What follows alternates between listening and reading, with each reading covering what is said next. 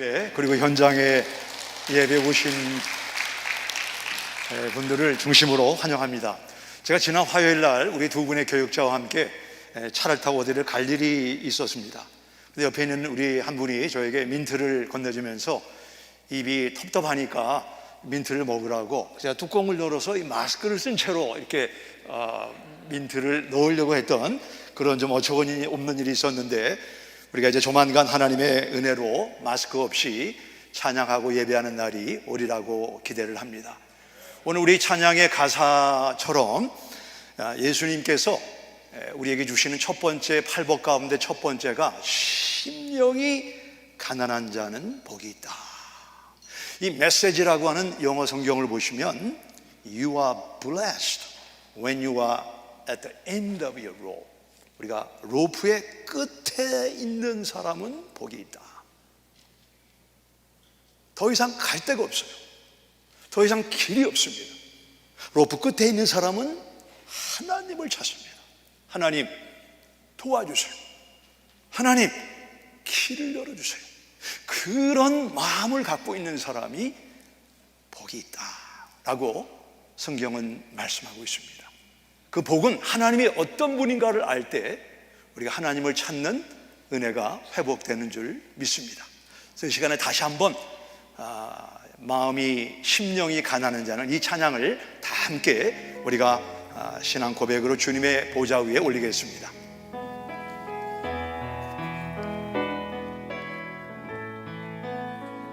심령이 가난한 자는 천국이 저의 것이요 애통하는 자는 복인데 위로를 받을 것이요 온유한 자 복이 있나니 땅을 기업으로 받겠네 위에 줄이고 복 바른 자는 저희 배부를 것이요 긍휼히 여기는 자는 긍휼히 여김 받겠네 마음이 정결한 자는 하나님을 볼 것이요 화평케 한 자는 하나님의 아들이라 일컫네 이를 위하여 핍박받는 자 천국이 저의 것이다 내게도 주소서 내가 복을 받기 원하네 오네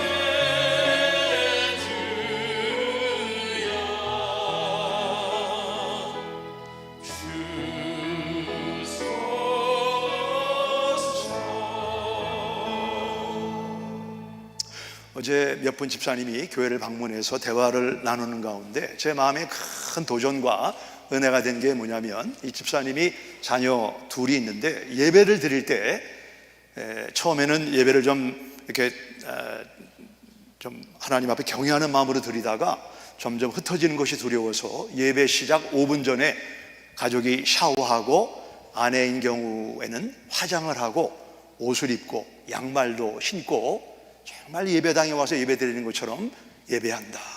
자녀들에게 이런 상황 가운데 무엇을 남겨줄까 생각하다가 자녀들에게 하나님을 예배하는 이 경외심을 습관처럼 남겨주는 것이 부모된 나의 사명으로 생각하고 그렇게 한다는 말씀을 듣고 제가 많은 은혜를 받았습니다. 오늘 온라인으로 예배하는 여러분도 이렇게 구경하는 자세가 아니고 성경책을 무릎 위에 올려놓고 지금 나와 하나님 사이에 이 신전 의식을 가지고 예배하게 되면 비록 온라인이지만 하나님이 여기 예배당에서 드리는 이 예배와 동일하게 은혜를 주신다고 생각합니다. 도라지를 재료로 만든 약제품 가운데 이런 선전을 하는 회사가 있는데 이 소리가 아닙니다. 이 소리도 아닙니다. 뭐뭐는 소리가 나지 않습니다. 이게 뭐죠? 요나서를 흔들어 보게 되면 요나서는 큰 물고기 이야기가 아닙니다. 요나서는 큰 성읍 이야기도 아닙니다. 요나서는 요나 선지자에 관한 이야기도 아니고 요나서는 계속되는 하나님의 아름다운 이야기, 이것이 요나서입니다. 하나님께서 요나에게 너는 저 큰 니느웨 성읍으로 가서 그들의 악독이 하나님 앞에 악취로 상달되었기 때문에 외치라 라고 말씀하셨습니다. 요나는 이 니느웨 사람들은 피의 성읍, 직역하면 피냄새가 나는 많은 사람을 죽인 이 니느웨에 가서 하나님 말씀을 전한다는 것이 너무나 싫어서 550마일 떨어진 니느웨로 가지 않고 2500마일 떨어진 지도에 보면 나오죠, 다시스로 도망을 갑니다. 하나님의 면전에서 도망갈 수 있는 사람이 있겠습니까? 시편 139편에 보시면 내가 날개를 달고 저기 저 바다 끝에 갈지라도 주의 손이 나를 붙드신다. 거기 붙드신다는 것은 embrace, 하나님의 전능한 손이 나를 포옹하신다, 감싸주신다. 요나는 도망가지 못하고 다시 니느웨로 가는, 지도에 보면 나와 있는 것처럼 중간에 돌이켜서 다시 니느웨 아수르 제각, 저기 티그리스 강이 있는 아주 비옥한 땅인 니느웨로 가게 되었습니다. 우리 오늘 지난주를 계속해서 도망친 이 요나를 통해서 하나님이 우리에게 주시는 메시지가 무엇인가를 함께 생각하고 적용하기 원합니다. 오늘 하나님 말씀은 요나서 1장 17절부터 2장 4절의 말씀이 되겠습니다. 구약성경 제성경으로는 1288쪽에 있습니다. 1288쪽입니다. 요나서 1장 17절부터 2장 4절까지 저와 한 절씩 교독을 하겠습니다. 1장 17절, 여호와께서 이미 큰 물고기를 예비하사 요나를 삼키게 하셨으므로 요나가 밤낮 3일을 물고기 뱃속에 있으니라.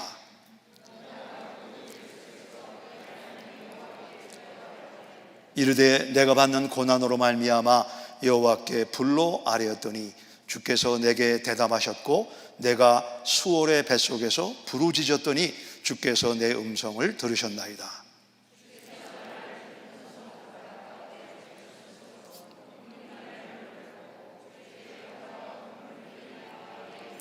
4절을 다 같이 읽습니다. 내가 말하기를 내가 주의 목전에서 쫓겨났을지라도 다시 주의 성전을 바라보겠나이다 하니라. 우리가 요나서를 읽으면 어떻게 사람이 물고기 뱃속에서 3일 동안 있을 수 있는가? 제가 다음 주에 참 고래에 관해서, 물론 성경은 고래란 말이 없이 큰 물고기라고 했는데 지금 바다에 사는 큰 동물 가운데 가장 큰 고래에 대해서 잠깐 다음 주에 말씀을 드리도록 하겠습니다. 어떻게 사람이 물속이 뱃속에서 3일 주야를 있을 수가 있는가?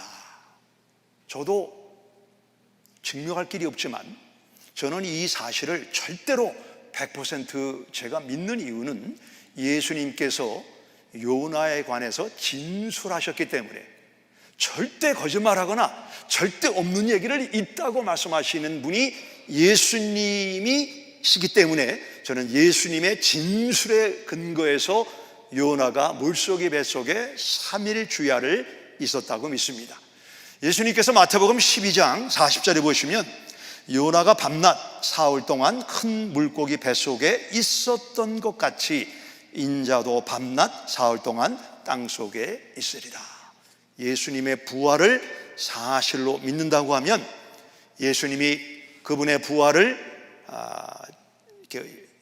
비교하신 요나가 물고기 뱃속에 있었던 이 사실을 저는 믿습니다. 하나님은 도망친 요나를 통해서 어떻게 아름다운 이야기를 만드셨나? 저는 두 가지 교훈을 생각하기 원하는데, 하나님은 마지못한 전도 또는 선교를 통해서 아름다운 이야기를 만드셨다. 요나는 구약의 선지자 중에 유일하게 해외 선교지로 파송받은 첫 번째 선교사입니다. 그러니 아무도 해외 선교를 해본 적이 없는데 요나가 최초로 해외 국제 선교사로 지금 가게 되었습니다. 그 요나가 겁도 많고 질문도 많고 여러 가지 궁금한 게 많았지 않았겠습니까? 그래서 저희 같은 경우에는 미션 비전 트립 팀을 먼저 보내서 거기에 기후나 사람들의 어떤 관습이나 이런 것들을 알고 거기에 맞는 것을 준비하는 것이 저희가 알고 있는 선교인데, 하나님은 요나를 그 피의 서급 니느웨로 보내실 때 어떤 설명과 어떤 설득이 있었는가? 1장 2절에 보시면 이렇게 말씀하십니다. 1장 1절부터 읽겠습니다. 여호와의 말씀이 아미떼의 아들 요나에게 임하니라. 이르시되 너는 일어나 저 큰 성읍 니느웨로 가서 그것을 향하여 외치라. 그 악독이 내 앞에 상달되었음이니라 하시니라. 우리는 어떤 과제 앞에서 그 과제를 주는 사람이 자세한 설명, 자세한 어떤 설득을 하기 원합니다. 그래야 움직이는 것이 저와 아마 우리 21세기 사람들이 가지고 있는 어떤 그 새로운 일을 대하는 그 자세라고 봅니다. 하나님은 요나의 최초 선교에 대해서, 더더욱도 니느웨 사람에 대해서, 더더욱도 피의 성읍에 가는 것에 대해서 일체의 설명이나 이해나 설득을 요구하시지 않고 가라. 너무나 일방적입니다. 너무나 강요적으로 선교를 보내시는 하나님의 모습을 보게 됩니다. 요나가 우리와 같이 성정이 있는 사람이었다면 요나는 그런 하나님에 대해서 매우 못마땅하게 생각을 해서 그는 2500마일 떨어진 반대 방향으로 도망을 갔다라는 것이 성경이 우리에게 말씀하고 있는 요나의 모습입니다. 이 요나가 억지로 전도하고 억지로 선교한 결과는 무엇입니까? 우리는 이 땅을 살아가면서 내가 자원해서 하는 일도 많이 있습니다만, 우리 신생아를 갓 낳은 엄마 아빠는 깊은 잠을 자다가 아이가 깨서 기저귀가 젖거나 배가 고프면 억지로 일어나서 기저귀를 갈아주거나 우유를 먹여야 됩니다. 우리 가운데 일터에 가는 것이 너무 기쁜 마음으로 가는 분도 있지만, 어떤 경우에는 정말 억지로 마지못해 일을 가는 경우는 없습니까? 제가 강단에 서는 것이 늘 행복한 마음으로 서겠습니까? 아멘. 네. 제 안에는 아니요, 지금 그러고 있는 것 같습니다. 어떤 경우는 무슨 말을 해야 되는지 이 강단에 서기 10초 전까지 두렵고 떨리는 마음으로 억지로 마지못해 서야 되는 경우가 있습니다. 교회가 강조하는 목자 목류하는 것, 어떤 분들은 기쁨으로 나 같은 사람에게 이런 귀한 직분을 주시다니 감사합니다, 그러는 분이 있는가 하면 떠밀려서 억지로 하는 사람들도 우리 가운데는 많이 있습니다. 아브라함이 독자 이삭을 데리고 3일 떨어진 모리아산에 예배하러 갈 때 그 발걸음이 구름 위를 걷는 그런 기쁜 마음으로 가겠습니까? 아니면 천근 만근 무거운 마음으로 억지로 마지못해 모리아산을 갔겠습니까? 우리는 요나처럼 억지로 마지못해 주님의 일을 감당하고 남편과 아내의 일을 감당하고 사회인의 일을 감당하고 선교와 전도를 해야 될 때가 있습니다. 요나의 선교는 억지로 마지 못해 한 것입니다. 결과는 무엇인가? 4장 11절을 보실까요? 4장 11절입니다. 예수님이 760년 지난 이후에 4장 11절을 먼저 읽겠습니다. 시작. 하물며 이 큰 성읍 니느웨에는 좌우를 분별하지 못하는 자가 12만여 명이요 가축도 많이 있나니 내가 어찌 아끼지 아니하겠느냐. 요나의 선교와 전도는 억지로 한 겁니다. 근데 그 요나의 억지 선교를 통해서 760년이 지난 이후에 예수님이 어떤 주석을 말씀하셨냐면 마태복음 12장 41절에 같이 읽습니다. 심판 때에 니느웨 사람들이 요나의 전도를 듣고 회개하였음이거니와.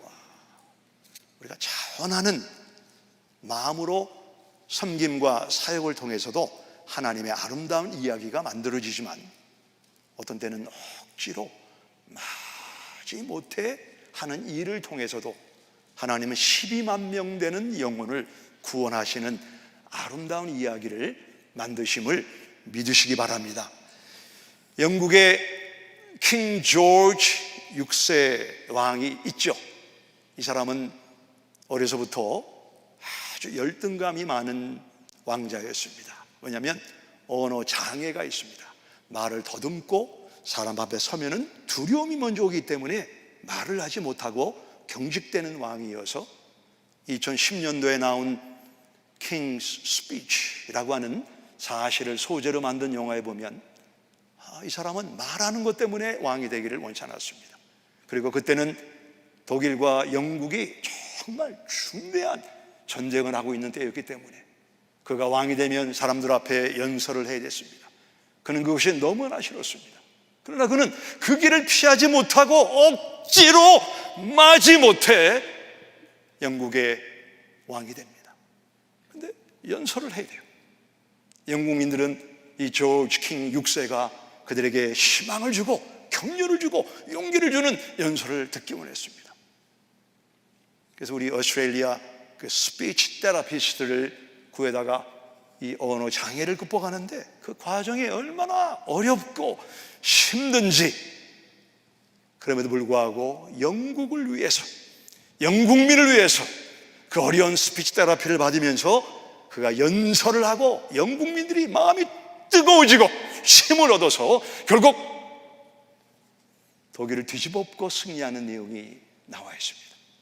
그 조지 킹 6세의 딸이 지금 94세 된 영국 여왕 퀸 엘리자베스입니다.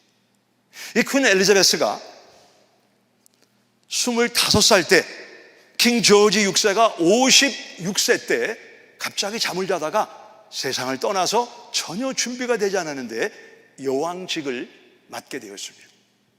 근데 워낙 아버지와 절친한 관계고 아주 친근했기 때문에 퀸 엘리자베스는 여왕이 된 이후에도 아버지의 죽음을 너무너무 슬퍼하고 애도했습니다.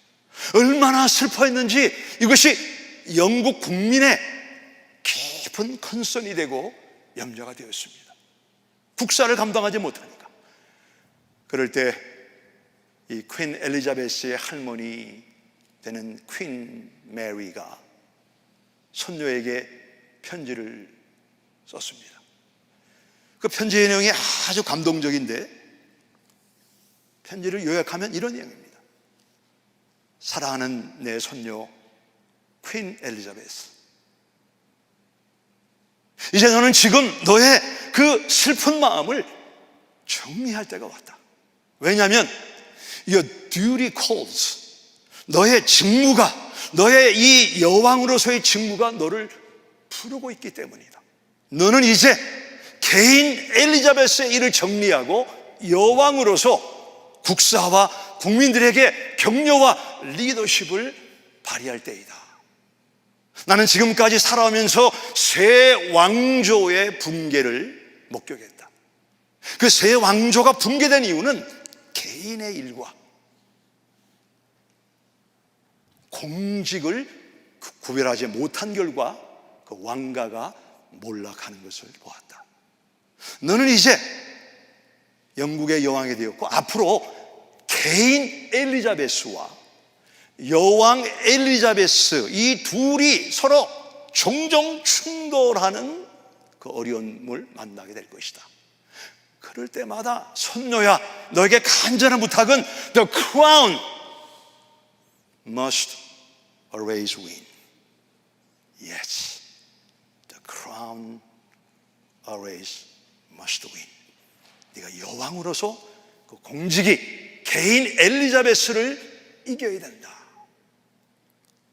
그 결과 엘리자베스 여왕은 영국 역사의 The longest monarch, 가장 오랫동안 여왕으로 직무를 감당하면서, 우리 얼마 전에 코비드-19로 영국민이 시리에 빠져 있을 때 그분이 메스껍에 나와서 영국민을 격려하고 이것을 이길 수 있다, 감당할 수 있다, 소망과 희망을 넣어준 내용을 알고 있습니다. 우리가 이 땅을 살아가면서 개인 박이나가 원하는 게 있습니다. 제가 원하는 게 있습니다. 제가 목사 박이나로서, 크리스찬 박이나로서 제가 해야 되는 사명이 있습니다. 그것이 일치가 되면 참 좋은데, 제 개인이 원하는 것과 제 공직이 원하는 것 사이에 깊은 갭을 느낄 때 우리는 고독함을 느낍니다. 무력함을 느낍니다. 아마 어쩌면 여러분도 내가 개인 아무개와 사회에서의 아무개의 그런 격과 차이를 느끼는 경우를 만나게 되리라고 봅니다. 그럴 때마다 우리는 하나님의 뜻이 이기고 예수님의 대사명이 이기게 될 때 우리는 하나님의 영광이 나타나는 이런 귀한 삶을 살게 될 줄 믿으시기 바랍니다. 우리가 하고 싶은데 하지 말아야 되는 것이 있습니다. 하고 싶지 않은데 해야 되는 경우가 있습니다. 그럴 때마다 하나님의 뜻이 내 개인의 뜻을 극복하게 될 때 우리의 삶을 통해서 예수님의 영광이 나타나게 되는 것입니다. 하나님은 마지못한 억지로 가는 요나의 선교와 전도를 통해서 12만 명 니느웨 사람들을 구원하는 아름다운 이야기를 만드신 줄 믿으시기 바랍니다. 지금 내가 꺼려하는 것, 지금 내가 원치 않는 것, 그것이 하나님의 뜻이라면 그 일을 감당해야 되는 줄 믿습니다. 예수님이 십자가를 지기를 처음에는 원치 않으셨죠. 할 수만 있으면 이 십자가가 지나가기를 원합니다. 이것이 인성을 가지고 있는 예수님의 뜻이었습니다. 그러나 내 뜻대로 하지 마시고 하나님의 뜻대로 하기를 원합니다. 그리고 그 십자가를 지셨기 때문에 그 예수님의 십자가를 통한 인류의 구속이 완성된 줄 믿습니다. 나는 원치 않지만 주님이 원하시는 것 억지로 마지 못해서라도 감당하는 이 아름다운 이야기를 요나를 통해서 보게 됩니다. 두 번째는 하나님은 우리가 현재 당하는 고난을 통해서 아름다운 이야기를 만드시는 분이다. 2장 2절입니다. 2장 2절을 다 같이 읽습니다. 시작. 이르되 내가 받는 고난으로 말미암아 여호와께서 불러 아뢰었더니 주께서 내게 대답하셨고 내가 수월의 뱃속에서 부르짖었더니 주께서 내 음성을 들으셨나이다. 여기 보면 고난으로, 수월은 그 일종의 그 지옥과 같은 것을 말하죠. 그런 밧줄의 끝자락에서 요나는 그런 고난을 통해서 하나님 앞에 부르짖게 되고 하나님과 관계가 회복되는 아름다운 이야기가 성경에 나와 있습니다. 제가 아주 쉬운 질문을 하겠습니다. 누가 요나를 바다에 던졌죠? 헬로, 누가 던졌죠? 1장 14절과 15절을 한번 보실까요? 여기 보시면 무리가 선원들을 말하죠. 여호와께 부르짖어 이르되 여호와여 구하고 구하오니 이 사람의 생명 때문에 우리를 멸망시키지 마옵소서. 무죄한 피를 우리에게 돌리지 마옵소서. 주 여호와께서는 주의 뜻대로 행하심이니이다 하고 요나를 들어 바다에 던짐에 바다가 뛰노는 것이 곧 그친지라. 누가 요나를 바다에 던졌나요? 여기 본문에, 여기 1장에 근거하면 선원들이 바다에 던졌지만 요나는 선원들이 본인을 바다에 던진 것이 아니라고 말합니다. 그럼 누가 던졌나요? 2장 4절입니다. 2장 3절에 보시면 주께서 나를 깊음 속 바다 가운데에 던지셨으므로 큰 물이 나를 둘렀고 주의 파도와 큰 물결이 다 내 위에 넘쳤나이다. 여기 던졌다는 것은 창세기 39장에 보시면 요셉의 형들이 요셉을 구덩이에 던지고, 거기 던졌다는 것은 이렇게 이게 컵이라고 가정을 할 때 이렇게 툭 던진 것이 아니고 내동댕이 쳤다는 겁니다. 도저히 요나의 힘으로는 회복이 될 수 없을 만큼 내동댕이 치는, 누가? 선원들의 손을 빌려서 주께서 요나를 깊은 물, 높은 바다에 내동댕이 쳤다. 이게 히브리 신앙입니다. 우리는 당장 눈에 보이는 어떤 원인을 생각하지만 히브리 사람들은 그 가장 뿌리적인 원론적인 면에서 누가 이 고난을 허락하셨는가? 그 요나는 이것이 선원들의 손을 빌렸지만 주께서 나를 바다에 던지신 것이다. 그 요나가 도저히 그의 힘으로 빠져나오지 못하는 깊은 바다의 큰 물고기 속에 들어가서 그 결과 요나는 하나님과의 관계가 회복이 되었다라고 말하는데 2장 4절을 다 같이 읽습니다. 2장 4절 시작. 내가 말하기를 내가 주의 목전에서 쫓겨났을지라도 다시 주의 성전을 바라보겠나이다. 그 당시의 성전의 개념은 우리의 예배당 개념과 다릅니다. 그 당시에는 하나님은 성전에만 계시다라고 믿었습니다. 그런 하나님을 멀리 도망가다가 풍랑과 큰 바람을 통해서 하나님과의 관계가 회복되었다라고 요나는 말하고 있는 것입니다. 우리 작가 가운데, 저자 가운데 필립 켈러라고 하는 캐나다 사람인데 이분이 양 연구를 많이 했습니다. 평생 양 연구를 해서, 그리고 내놓은 책이 뭐냐면 목자의 관점으로 바라본 시편 23편, 이런 내용을 책을 저술했는데 여기 보시면 우리가 좀 생각해 볼 만한 이야기를 이렇게 말하고 있습니다. 이 양의 특성은 팩, 때로 다니는 겁니다.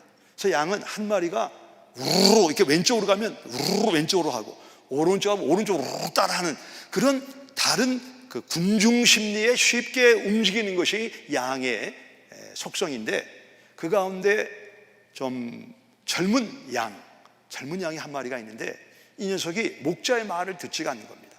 지 멋대로 그냥 왼쪽으로 가고 오른쪽으로 가고, 혼자 그러면 좋은데 다른 양들이 그 양의 행동에 영향을 받으니까 낭떠러지에 떨어지면 다 죽는 거고, 또 목자와 너무 멀어지게 되면 늑대를 만나서 죽게 되는 이런 어려움이 있기 때문에 이 목자가 고민을 합니다. 어떻게 이 양이 좀 말을 잘 듣는 양이 될까 생각을 하다가 아주 이 목자가 정말 우리가 생각하기 어려운 그런 일을 결단하는데, 그게 뭐죠? 양의 다리를 뚝 부러뜨립니다. 양의 다리가 부러지니까 양이 음메 막 고통스럽고 아파가지고 비명을 지릅니다. 다리가 부러진 양은 자기 마음대로 목자를 떠날 수가 없습니다. 늘 목자 옆에 있어야 됩니다. 그리고 어디 이동을 할 때, 초장을 따라 이동할 때는 그 목자가 그 양을 그의 어깨에 메고 이동을 하면서 양과 목자 간의 스킨십이 이루어지고 반등이 이루어집니다.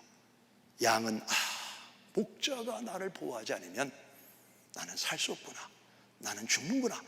그리고 몇 개월 후에 부러진 다리가 성해지면 그 다음에도 목자의 말을 잘 듣는 좋은 양, 선한 양이 되는 것입니다.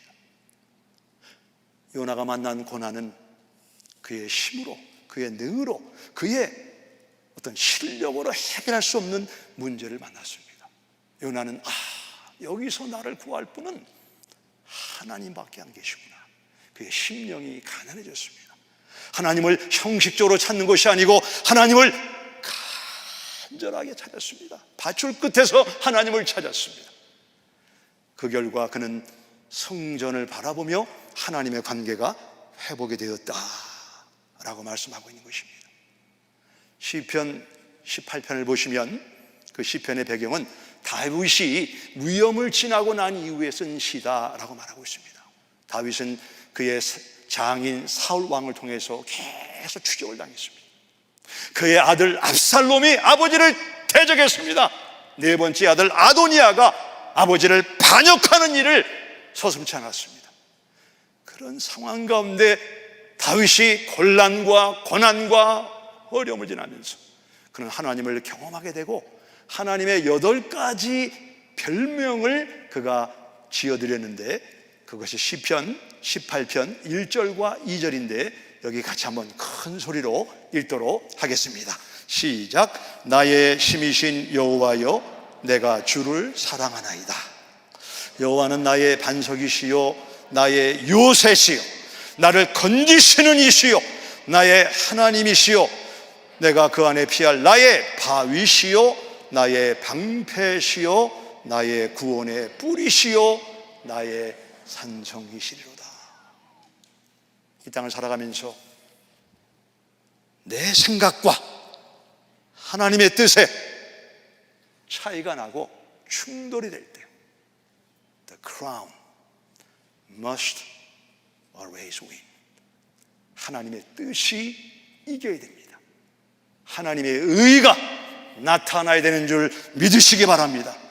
지금 내 허물로 이런 고난을 당하지만 하나님은 그 고난을 통해서 우리와 하나님과의 관계를 회복하시고 우리의 영원한 목자장이 되셔서 우리는 부족하고 연약하지만 어제도 오늘도 영원히 우리의 삶을 잔잔한 물과 푸른 초장으로 인도하시는 분임을 믿으시기 바랍니다.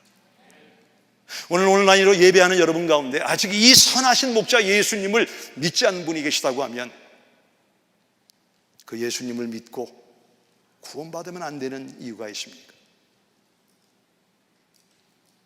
그리고 이미 예수님을 믿는 그리스도의 피로 구원받은 우리는 때로는 차원에서 때로는 억지로 때로는 마지 못해서라도 예수님의 대사명을 감당하는 우리 한 분 한 분 되시기를 주님의 이름으로 축원합니다.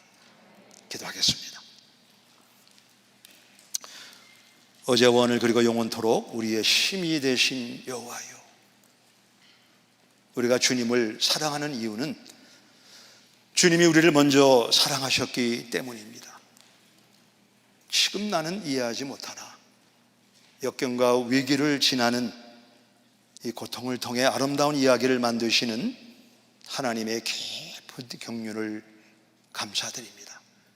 우리 성도님들의 가정과 산업 위에 주의 지팡이와 막대기로 안위하시고 보호하여 주시옵소서.